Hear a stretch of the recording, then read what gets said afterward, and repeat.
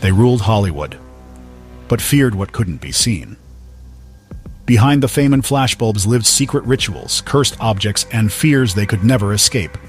These are 12 stars consumed by their own superstitions. And for some, those fears turned fatal. 12. Orson Welles, the voice of the dead.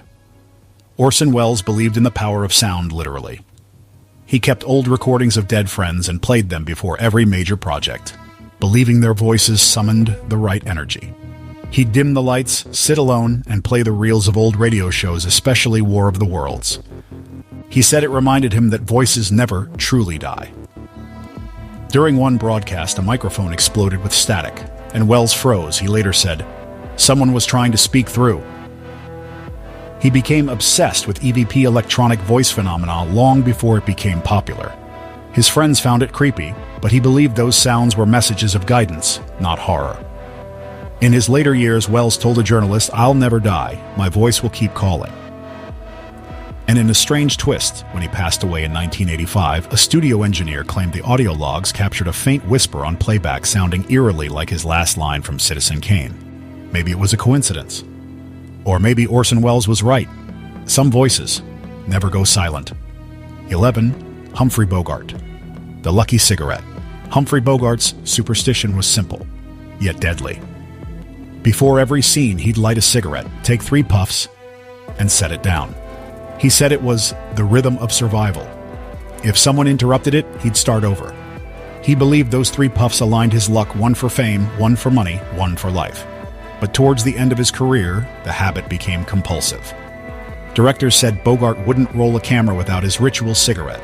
During The African Queen, when production ran out of his preferred brand, he refused to shoot for a day. He called smoking his lucky charm, but luck turned against him. The same cigarette that brought him confidence eventually brought his death. When diagnosed with throat cancer, he reportedly whispered to his nurse, "Guess my luck ran out at 3. He died with a half-smoked cigarette in the ashtray beside him, his last ritual unfinished.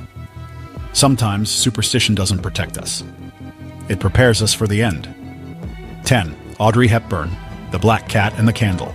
Audrey Hepburn was grace itself, but few knew her quiet obsession with protection rituals. Every film set she walked onto, she carried a small silver charm shaped like a cat. Her mother had given it to her during the war, saying, "It will walk before you and take the danger first." Audrey believed it. She refused to start filming unless the cat charm was near her camera lens. Once, during breakfast at Tiffany's, the charm went missing, and that same day, the lighting rig collapsed on set. No one was hurt, but Hepburn refused to continue shooting until it was found. She also had a nightly ritual, lighting a single candle, whispering, "To the ones I couldn't save." She said it calmed the ghosts of her past from World War II. To the public, she was elegance personified. To those close to her, she was a believer in invisible balance, good energy and bad, forever circling. Her superstition wasn't darkness, it was protection. In a world of cameras and chaos, Audrey Hepburn carried her peace, like a spell, one flame, one cat, one heart, that never stopped fearing loss. 9. Alfred Hitchcock, The Birds and the Number 9. The master of suspense had a private terror, the number 9. Alfred Hitchcock avoided it at all costs. He never scheduled flights, meetings, or premieres on a 9th day. He refused hotel rooms ending in 9, and even cut scenes shorter to avoid 9 takes. He called it the number of finality. Once, during the filming of The Birds, he noticed the day's date, March 9th. That same afternoon, a bird from the set attacked an actress for real, drawing blood. Hitchcock's response? He ordered all clocks on set to skip the 9th hour. He also had another secret ritual. Before every film, he'd eat a piece of bread with butter and say, "To quiet the nerves of fate." He believed it stopped bad luck from tasting victory. When he turned 69, Hitchcock reportedly told friends, "This is my last safe year." A year later, he died. For a man who controlled every scene of suspense, it's eerie that his life ended exactly as he feared, timed perfectly to the number that haunted him. 8. Joan Crawford, The Mirror Obsession. Joan Crawford's superstition was vanity taken to madness. She believed mirrors carried energies that could trap your spirit if you looked too long, yet she couldn't live without them. In her mansion, mirrors covered almost every wall but never facing each other. She said 2 mirrors facing meant inviting death to dinner. Her assistants followed her rules. Mirrors were to be wiped 3 times clockwise each morning, never counterclockwise. She believed that reversed her luck. Before filming, she'd stare into a mirror for several minutes, whispering affirmations that sounded more like spells. Crew members swore she spoke in another language. After her death, her mansion became infamous. Tenants claimed mirrors cracked at night, and one maid reported seeing Crawford's reflection smiling even when she wasn't there. Was it madness, control, or fear? No one really knew. But Joan Crawford once said something chilling: a woman who loses control of her reflection loses control of her life. And when her fame faded, she ordered all the mirrors in her last home covered forever. She didn't just fear death, she feared the moment her reflection stopped believing in her. 7. Bela Lugosi, the man who slept in coffins. Bela Lugosi didn't just play Dracula, he became him. His superstition blurred the line between performance and possession. He believed sleeping in coffins gave him power, immortality, and the spirit of his character. Crew members recalled finding him lying inside a real coffin between takes, motionless, eyes closed, as if rehearsing death. He said the coffin was home, the safest place for his soul. But the obsession grew darker. After filming Dracula, Lugosi began to believe the role cursed him. He refused to work without his cape, claiming it kept the spirits loyal. Once, when the cape was misplaced, he refused to appear on camera, saying the curse would awaken if he didn't wear it. The line between man and monster vanished. His career declined. His health collapsed, and yet at his funeral in 1956, he was buried in that same Dracula cape, exactly as he wanted. People thought it was a tribute, but to those who knew him, it was his final ritual, an attempt to keep the legend alive even after death.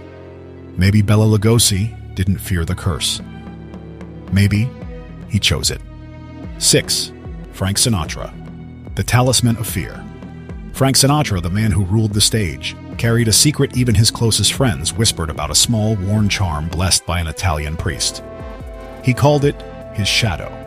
He never performed, traveled, or even signed contracts without it. Sinatra believed the charm held a piece of his soul, and losing it meant losing everything. Once during a tour in 1953, the charm went missing from his coat pocket.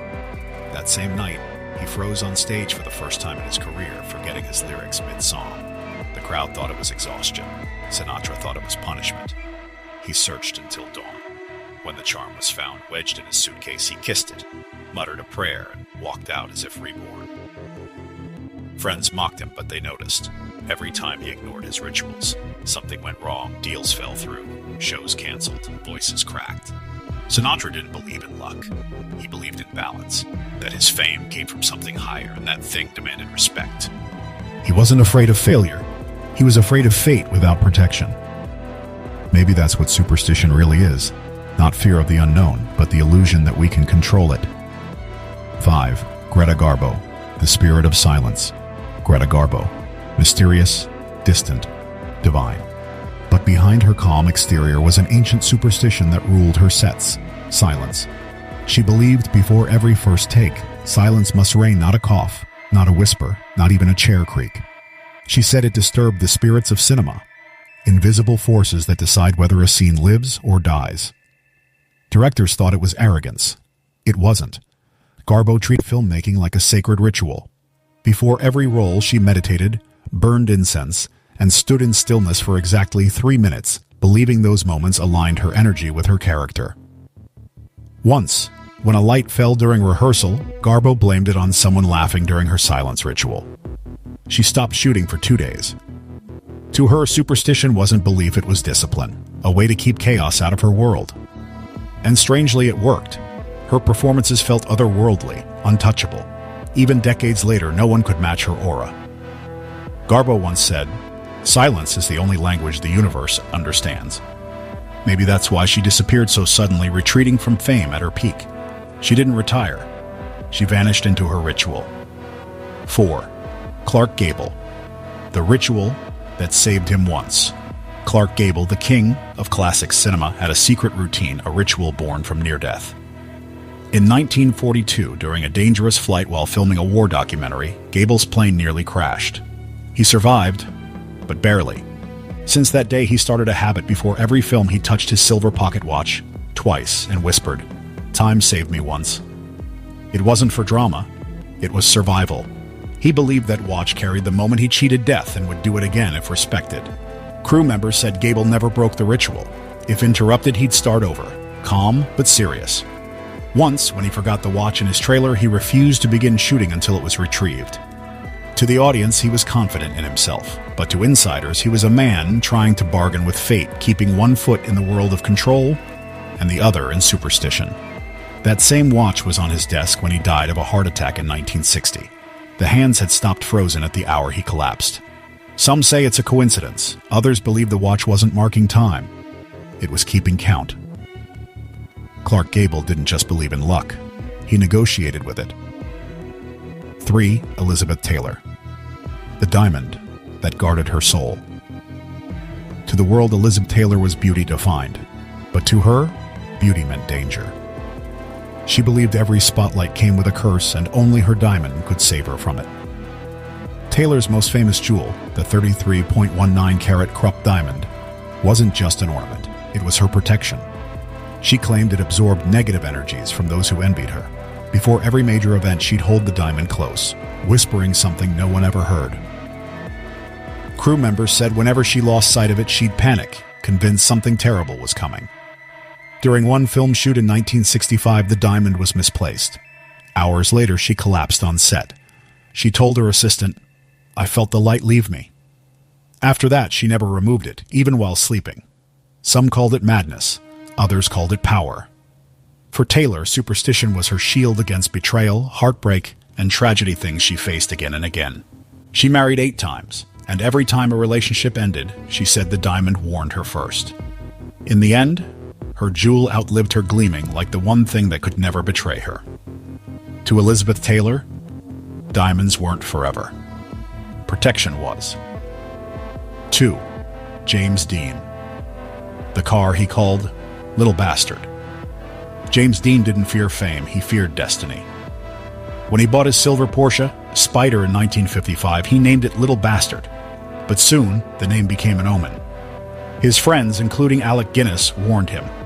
Guinness once told him after seeing the car, "If you get in that car, you'll be dead within a week."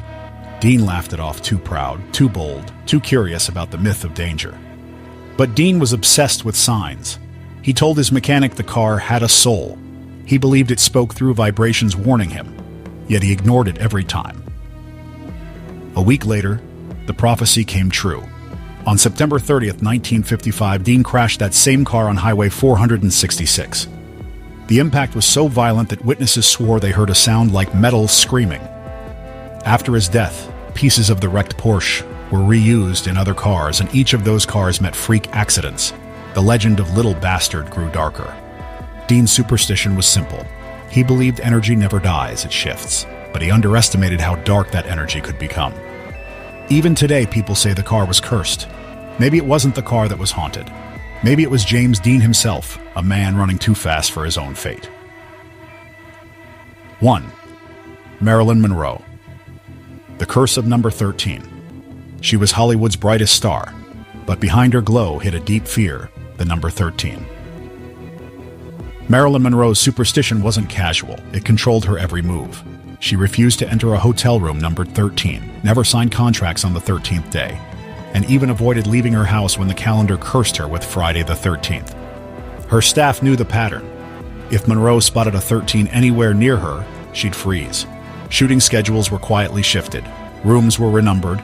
Producers changed flight seats just to keep her calm. She believed that number carried death. Friends said she used to whisper, "13 follows me like a shadow." And strangely, it did.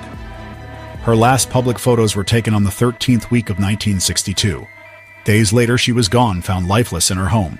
Coincidence? Maybe. But to those who knew her fears, it felt like the prophecy she'd always whispered about had finally found her. In a world built on lights and illusion, Monroe's superstition wasn't just paranoia, it was control in a life where nothing else felt safe. She tried to outsmart fate by avoiding 13, but perhaps fate had already chosen her number. Fame fades, lights die, but some fears never leave. Their charms, their rituals, Their whispers to fate all still echo through Hollywood's history. Some say those energies never vanished. They simply moved on, waiting for the next believer to make the same mistake.